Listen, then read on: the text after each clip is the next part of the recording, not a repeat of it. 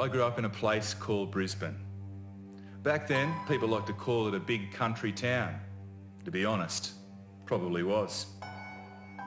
Over time, I've seen it go through many changes, some for the better.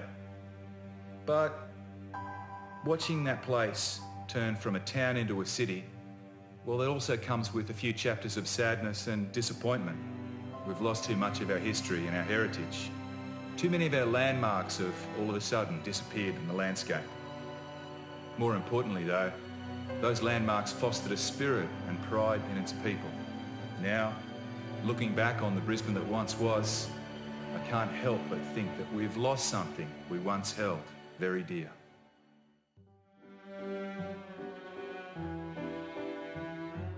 Cloudland. I heard so many stories about the legend of Cloudland's dance hall days. That grand old stage, sprung floor, boy meets girl, endless memories. But I knew it in a different sense. Long before Triple J, Triple Z was Brisbane's only alternative music station, and Cloudland played host to the local independent music scene. Even in its rundown state, it had to be a treasure worth preserving. Cloudland, it deserved the chance of a future in this city.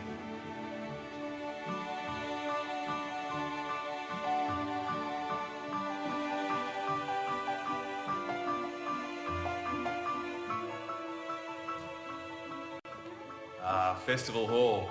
First came onto my radar as a boxing venue. Well, I was too young to go, of course, but my dad would tell me about the stories of the nights at the fights when people would throw coins into the ring for a winning boxer they thought deserved a little bit extra. And what about the concerts? So many great live acts over the years. There was true theatre. The energy, the emotion, the colour. And more than that, it was a snapshot of Brisbane's personality. You know, my mum saw the Beatles there back in 1964. I saw so many wonderful bands as well. Had so much character. You could almost smell it. You know, for all the memorable acts that were billed as coming soon, there were just as many that we never saw. They won't be coming. It's gone. And that's a little bit sad. At the very least, I think we'll regret the passing of Festival Hall for that reason. The Paddington tram depot mysteriously burnt down in the middle of the night to make way for the buses. And the Bellevue Hotel, one of this country's oldest buildings, demolished in the early hours of the morning while we were sleeping.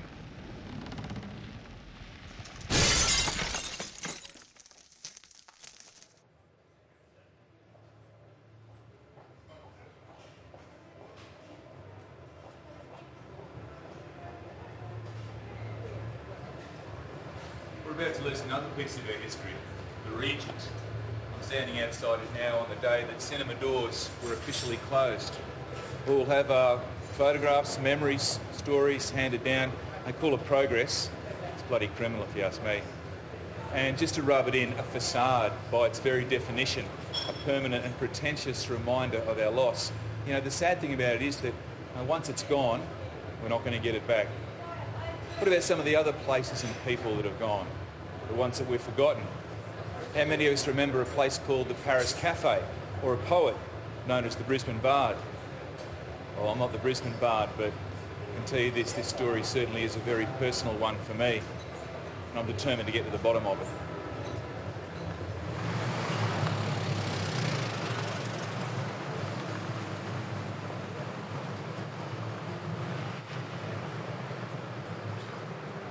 Yeah, I used to stand right there apparently, just up from the Shingle Inn. Now I'm told in the late 50s it was the place to be, sort of like the heart and soul of the Brisbane social scene. But, well, it was knocked down long before I was born. Now, I don't know too much about the Paris. It wasn't really spoken about all that much in my family. We've got the odd photograph, stories handed around. Sometimes the fact gets tangled up with the fiction. I can say this though, it's gone now, like another Brisbane landmark lost in time, only, well, it's more sadly missed by my family.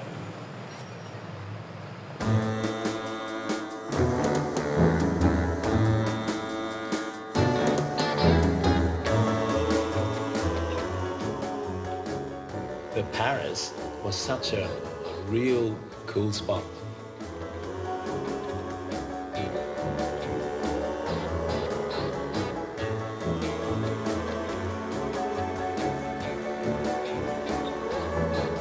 It was so beautiful, it was so romantic. The music, the beautiful ballroom. It really was, it was gorgeous. And all those young couples out having fun, some looking for love, if they were lucky. Of course, other people would remember it different to me. So you didn't know about the Nights at the Paris? Yes. Of course I knew. We were open every Friday and Saturday nights. We had the 6 o'clock swill in Brisbane in those days, no alcohol after 6 o'clock at night. But I think something used to go wrong with that law about the Paris because the coffee seemed to be a bit strong at times. You found a way to get around it? Well, they tell me you'd go and ask for a cup of cough mixture. It was, I think it was the black coffee with a good dose of Bundy rum shoved into it, but I'm not saying that happened. But Well, you never told me that. It wasn't any secret. I only worked the odd nights, and only if I had to. The other girls there, they told me it was fun at the nights, but I never found it in my experience. I was stuck working days. Cups of tea, beans on toast.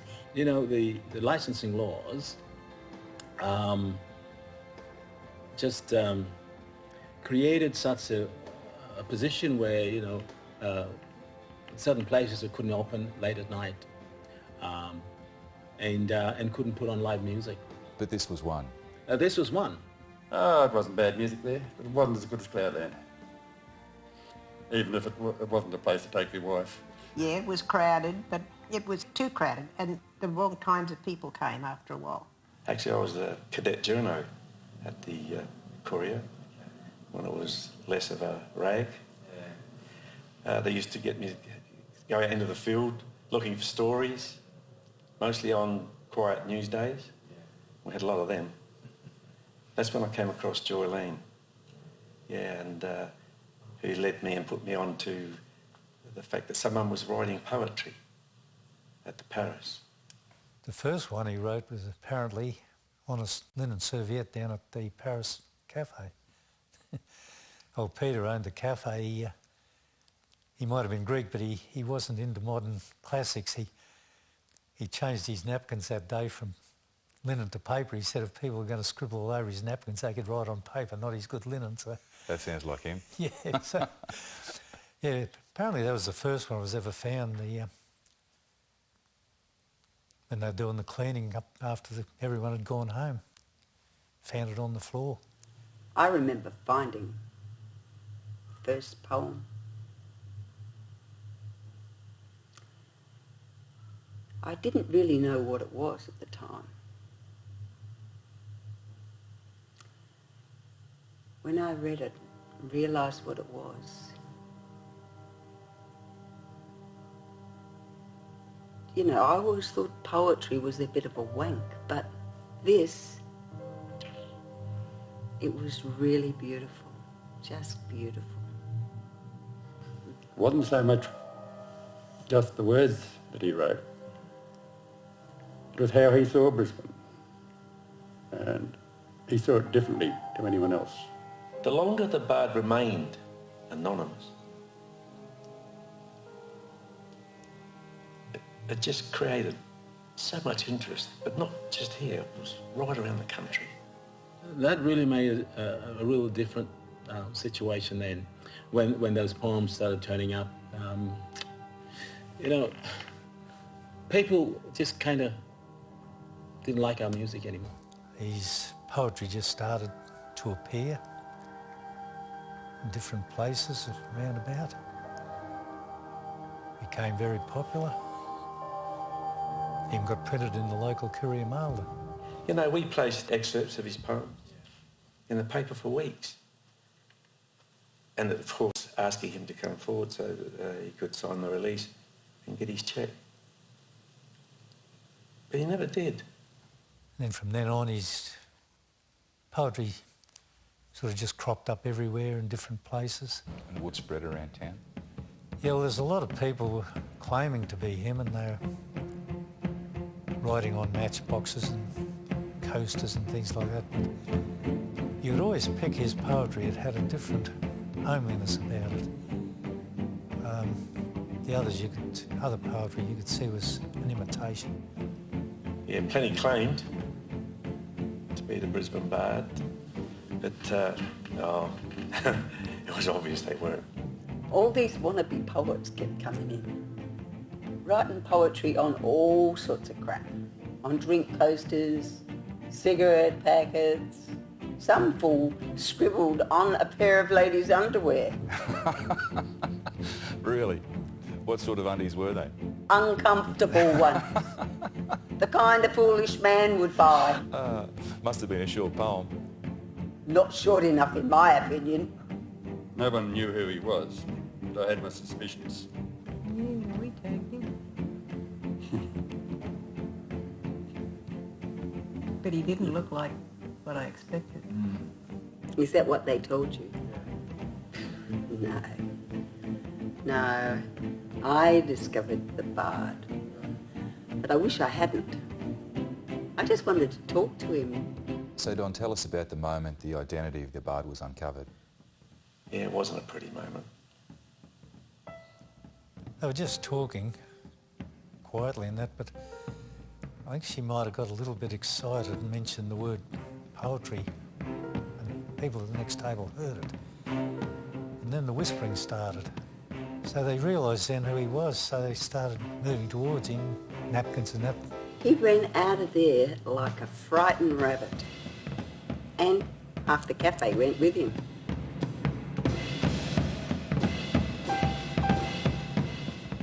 In retrospect, he must have thought we were a bloody lynch mob coming after him. We just wanted to tell him how good his poems were. That's all. Yeah, once he was discovered, he just went into seclusion. Never heard any more about him, never read any more of his poetry. Sully worked for the paper all along. He would have just been happy enough selling papers. The problem was the Courier printed his picture. I told him not to. I knew that they wouldn't leave him alone. I knew they wouldn't leave him alone. Things just went back to normal. Beans on toast and muddy coffee. Sully, he gave up selling newspapers and kind of just disappeared. I left journalism after that. Oh. Yeah. And actually, I went to manage a strip club.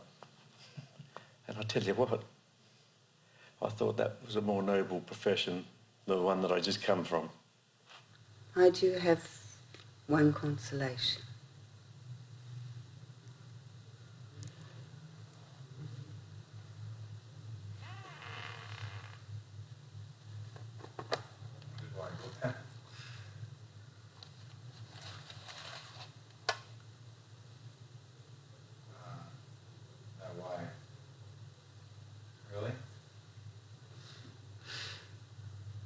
I kept that poem. That's it.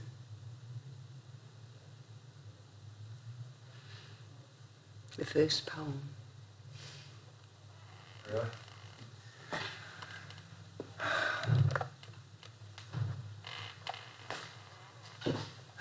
Can't believe you still got it.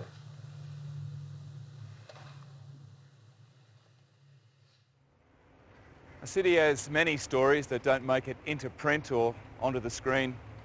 Stories that are passed along from person to person by word of mouth.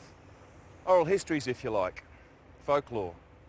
Some stories disappeared, never to be heard again. Others float on the breeze and are moulded by time, like Chinese whispers. If they live long enough, they become urban legend. Part fact, part fiction, they remain part of a city's identity.